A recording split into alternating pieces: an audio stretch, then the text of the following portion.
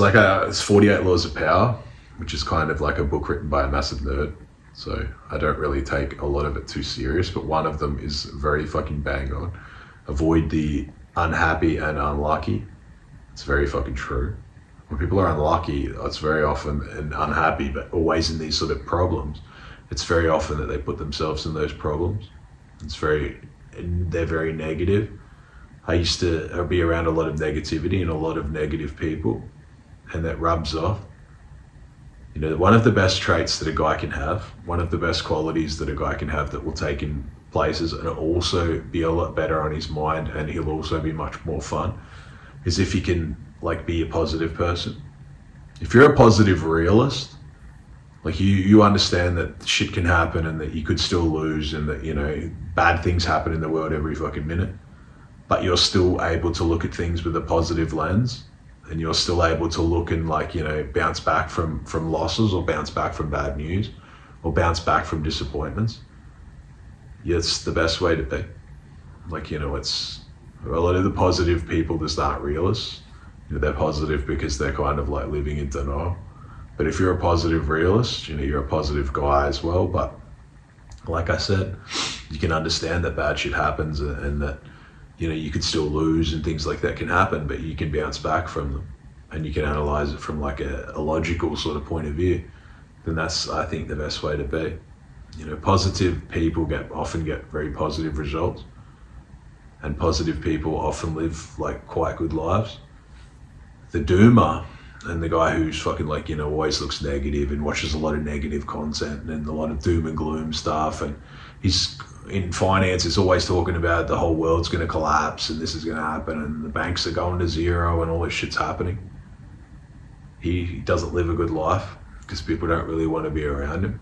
People don't want to be around that. And what happens in here, what goes on in your head is what goes on in the outside world. If your head's full of chaos and your head's full of negativity or like black, like darkness, that's exactly what you'll see, exactly what you'll get out of the world. But if your head's full of positivity and like, you know, that a positive realist, you know, you're positive that you can walk around and things like that, but you still understand that shit can happen. You know, you're not closed off to the world or closed off to meeting new people or things like that. But you're not the guy who just jumps into like wifes some fucking girl up that takes half his shit.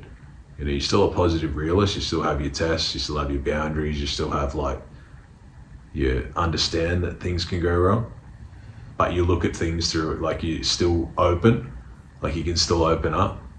That's the best way to be. That's the way to be the happiest, I think, as a man. The closed off negative guy, he's the one that's been damaged and has never really recovered. A lot of the black pill guys, that's what they've done. And now I've noticed a lot of the red pill nerds, they're much the same. Like they're just very closed off internally. They're trying to be logical, autistic robots because it's easier that way. But the world isn't completely logical. Specifically if you're dealing with women, like they're not logical really at all. Your logic will turn them off. They're not going to be interested in that. You need to still be able to be fun and still talk and be funny and go with their little fantasy worlds every now and then. See, guys, sometimes they'll be like, see a woman, and a woman will come in and start talking about tarot cards and like, you know, star signs and shit like that. And he can't just go along with it. He can't understand that that's how their brain's wired, like a lot of them. A lot of them are a really large amount are into all that shit, like star signs and crap like that. It's just the way that they are. He'll turn around and be like, oh, that's so silly. Like, you've got to be fucking me, like a logical robot. That stuff's not real and you've got to do all this shit. And that's part of their charm. Like, part of the charm of being with women when they're like in their feminine is that they're silly. Like, they do that sort of stuff. It's very different to what guys would think and what guys would do. And you know deep in your heart of hearts that you don't really take it that serious, but it's nice to be in that sort of a moment. You know, it's not a time where you have to get in some fucking big debate with her about like who's smarter. Sometimes you just have to let go and just be like, this is fun. Like it's part of their charm. It's like if I'm with my kid and then she's doing like make-believe or some like tea party or something like that. I don't get into a debate with her and tell her that it's all bullshit. Like I just go along with it and I actually enjoy myself because it takes me back to when like I look and be like, oh, that's just like an innocent time.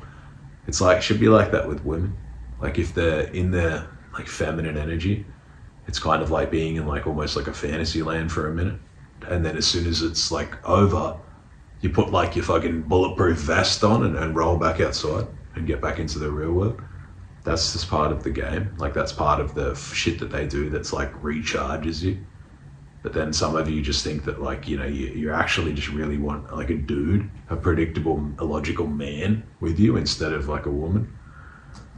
So of course you have a very limited success with women because that's just, you don't speak their language.